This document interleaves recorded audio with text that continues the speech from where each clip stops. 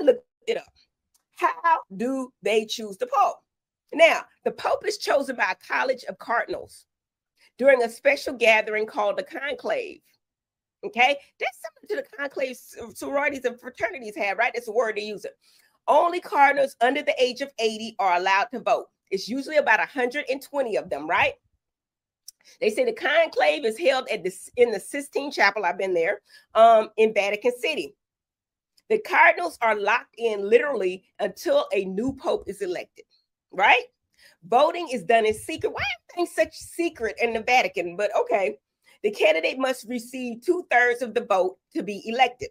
So this man, Leo the 14th, has been elected. And once the Pope is chosen and accepted, white smoke arises from the chapel chimney to signify Habemus Papam. That means we have a Pope.